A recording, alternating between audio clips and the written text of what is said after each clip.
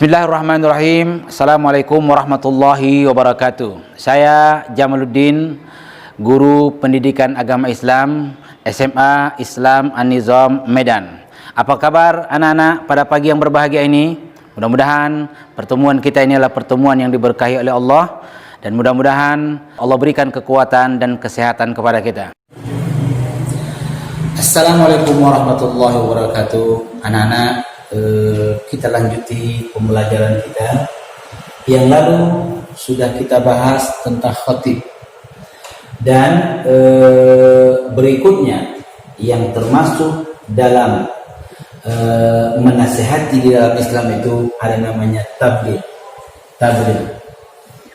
Tabligh ini berasal dari bahasa Arab, yaitu balagha yuballighu tablighan, menyampaikan.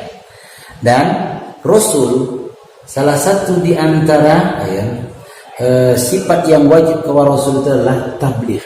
Rasul menyampaikan apa yang diwahyukan oleh Allah, disampaikan. Nah, ini namanya tabligh, menyampaikan. Agak mirip dengan khutbah, tapi khutbah resmi di atas mimbar dan harus memenuhi rukun dan syarat. Nah, tabligh ini menyampaikan kondisi yang berbeda. Nah, maka yang menyampaikan ini semua orang berhak menyampaikan pesan, menyampaikan nilai-nilai kebaikan, menyampaikan nasihat, semua berhak untuk menyampaikan. Nah, jadi tabligh asalnya menyampaikan. Ada syarat daripada tabligh ini. Yang pertama, dia itu Islam.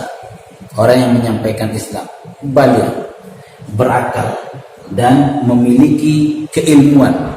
Yang disampaikan itu ada ilmunya. Maka dalam pembahasan kita sebelumnya ada yang disebut dengan Al-Quran sebagai landasan. Al-Quran, ada hadis, ini sebagai pondasi kita dalam menyampaikan dakwah, tabligh, menyampaikan. Nah, bahwa yang kita sampaikan itu tidak keluar dari aturan dua ini. Kalaupun ada qaul ulama, Artinya yang kita sampaikan itu bukan keinginan hawa nafsu kita. Yang disampaikan itu adalah nilai-nilai kebaikan, bukan keinginan hawa nafsu kita yang mau kita sampaikan untuk merekrut orang untuk ini. Nah, tapi ini nilai-nilai keislaman yang kita sampaikan. Nah, Rasul menyampaikan nilai-nilai dakwah dari kota Makkah sampai Rasul ke Madinah. Ini adalah tugas Rasul menyampaikan. Siapa tahapan yang pertama yang disampaikan oleh Rasul dengan nilai Islam ini? Yaitu orang yang terdekat dengannya, yaitu para sahabat. Rasul menyampaikan kepada para sahabat. Nah, sahabat-sahabat itulah yang merekam dengan apa yang disampaikan Rasulullah SAW, karena mereka adalah orang-orang yang terdekat dengan Rasul. Nah, tabligh, ini yang orang-orang yang menyampaikan. Nah, kembali kita dengan bahwa materi yang disampaikan itu adalah materi Quran dan hadis. Artinya apa? Apa yang dihimbau oleh Al-Quran, apa yang dihimbau oleh hadis, yang diimbau oleh para ulama, itu juga lah yang menjadi himbauan dalam penyampaian kita kepada masyarakat, kepada umat. Nah, tugas tabligh ini tugas kita semuanya. Berbeda dengan khatib, artinya apa?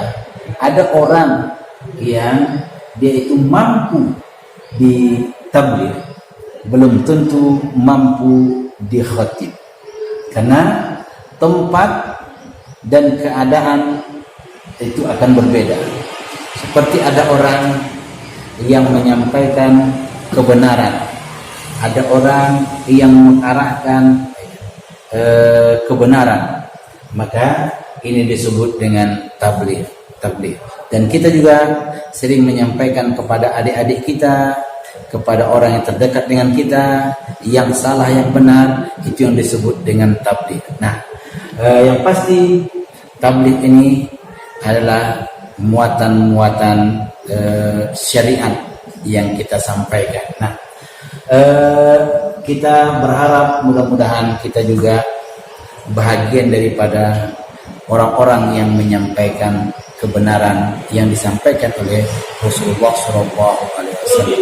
Nah, mudah-mudahan tema ini tema yang bisa membentuk kepribadian kita, saling menasihati lewat tabligh, saling menasihati. Tabligh ini menyampaikan kepada orang. Tabligh menyampaikan kepada orang. Sama dengan khutbah. Dan kita yang disebut tabligh ini, kita juga harus menerima dari orang. Nah, jangan kita hanya menyampaikan kepada orang tapi tidak mau menerima dari orang. Sehingga dalam ayat ada kalimat wa tawasau bil haqqi wa tawasau bis sabri. Maknanya apa? Kalau dalam tata bahasa Arab disebut dengan bina musyarakah. Bina musyarakah itu berkaitan. Ada saatnya kita menyampaikan kepada orang, ada saatnya orang juga menyampaikan kepada kita. Jangan kita menyampaikan kepada orang tapi kita tidak mau menerima. Walaupun dia itu posisinya sebagai tabligh, dia harus bisa menerima. Istilah bahasa kita ada take and give-nya.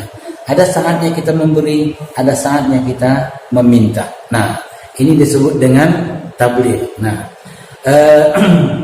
terkait dengan ini, bahwa apakah semua sampaian kita ini kepada orang merespon positif? Tidak. Tapi kita bukan melihat orang itu merespon ucapan kita atau tidak. Yang pasti yang kita sampaikan itu adalah kebenaran. Nah, yang disampaikan itu kebenaran. Maka ada disebut dengan apa? Jamaah tabligh. Kenapa? Mereka menyampaikan, mengajak. Nah, tapi nanti ada juga mereka menyebutkan dengan nama yang lain. Tapi apa? Disebutlah dia jamaah tabligh karena menyampaikan pesan-pesan Al-Quran dan pesan-pesan hadis. Nah, terkait yang sering terjadi, orang mampu menyampaikan tapi tidak mampu menerima. Nah, maka orang-orang yang sebagai tabligh, dia juga harus memahami wa tawasau bil haqqi wa tawasau bis sabri. Mudah-mudahan tema ini menjadi pelajaran bagi kita dan menjadi renungan bagaimana kita juga bahagian dari orang yang menyampaikan kebenaran dari Al-Quran dan hadis. Lebih dan kurang mohon maaf. Assalamualaikum warahmatullahi wabarakatuh. Alhamdulillah, demikian video pembelajaran kita hari ini. InsyaAllah kita akan ketemu dalam video pembelajaran berikutnya. Jangan lupa like, comment, and share. SMA Islam Anijom, unggul, cerdas, Islami. Assalamualaikum warahmatullahi wabarakatuh.